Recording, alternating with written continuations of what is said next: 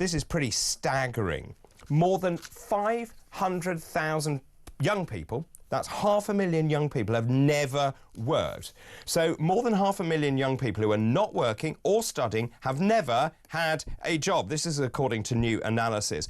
Most of those not in education, employment or training, they're called NEETs, are also not even looking for a job. An increasing number report sickness as the main reason. Now, Keir Starmer has described this as a moral issue. The fact that 1 in 8 young people are not working or studying. What is going on?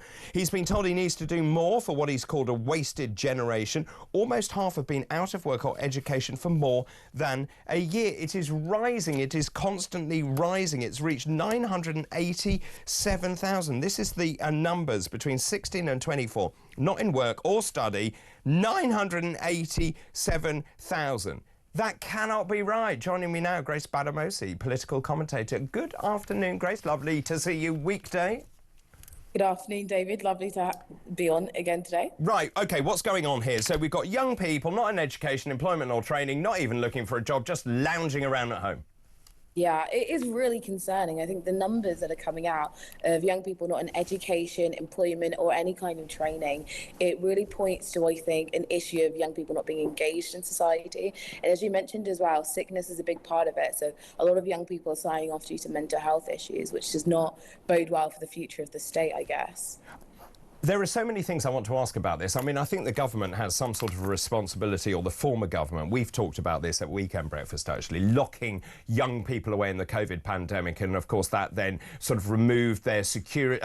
You know, they lost any kind of social constructs. They didn't go out. They didn't socialise. So I think we, as a society, are reaping the rewards of that. I also wonder, though, do young people, I know you have a brilliant work ethic, but do young people have a good work ethic? Or are they a bunch of lazy so-and-sos?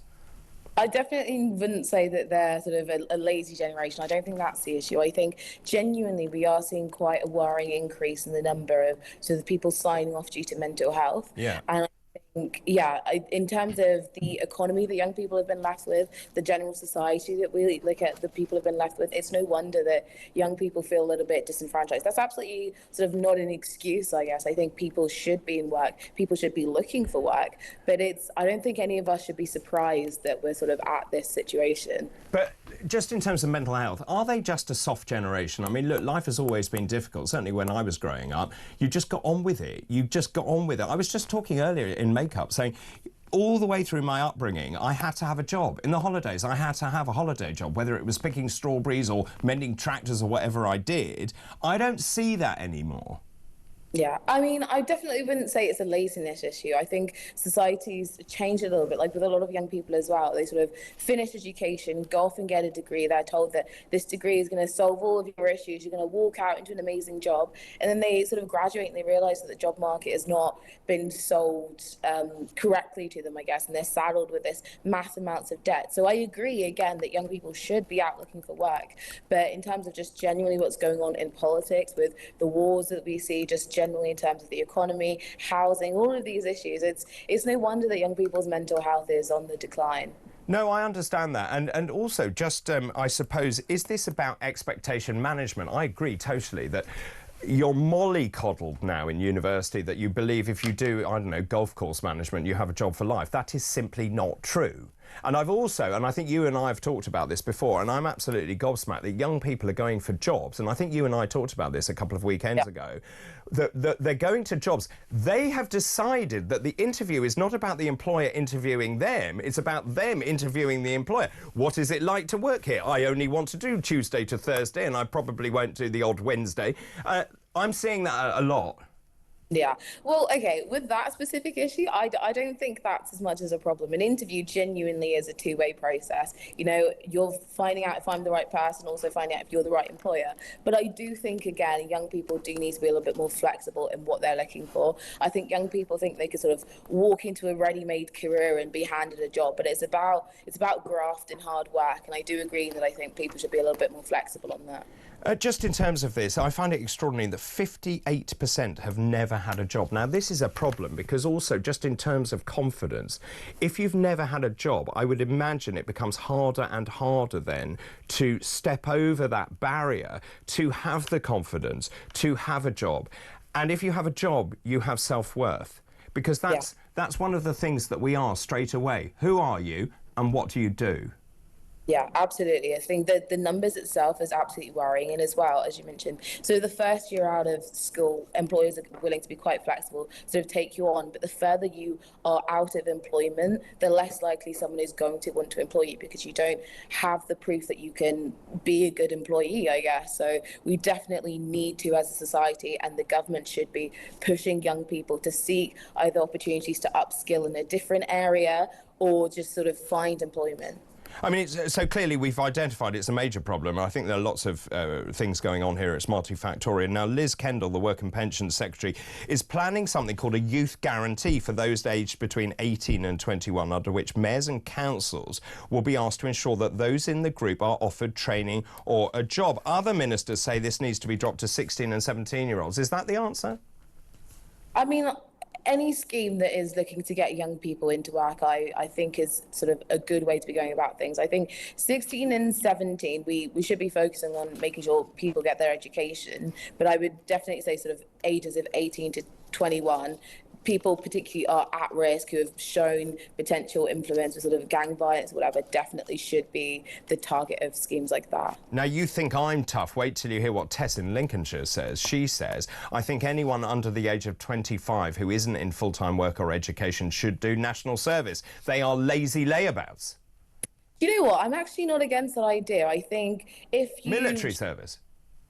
Military service is a little bit harsh, but I do think that people who potentially are signing off long-term sick but do have the capability to volunteer in any capacity should look into sort of giving up the time that they have available, since they are not in work. Military service is a little bit harsh, but I do think in national service it's about giving back to the community would be a nice idea. Do you know, my late father was such a proponent of national service. He said this was the making of him as a man, that actually what you learn is discipline, you learn to follow orders, you actually you work as a team, there's camaraderie. There is a lot to be said actually for national service of some form, whether it is military service or indeed citizen service. They can go and pick up the rubbish in the streets, they can look after elderly people, they could do Meals on Wheels, they could put something back into society. Absolutely. I think fundamentally at the core of it, it is a lack of a community feel. Young people feeling like they're not a part of the community. And if we have schemes like that that allow them to engage in their local communities, allow them to give back in whatever capacity, I think, as you mentioned, it builds those skills and it also makes them feel like they're a part of something, I guess.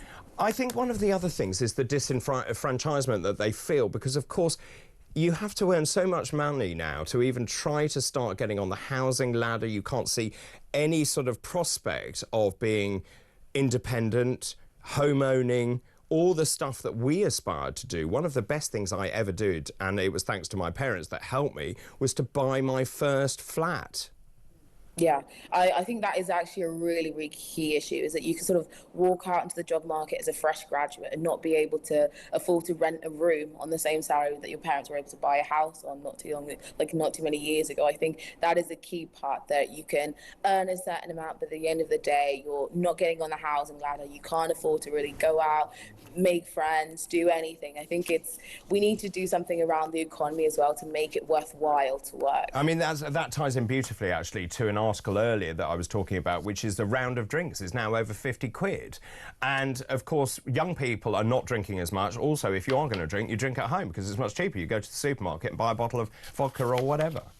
Yeah, exactly. I think broadly this again comes back to just the feeling of not being, I guess, united community and having that social feel throughout the day, throughout people's jobs, just throughout society. I think that's really sorely lacking. Just finally, if I may, Liz Kendall also says that if you refuse to work, you are going to have your benefits docked, and also we are going to ban you from having incapacity benefits.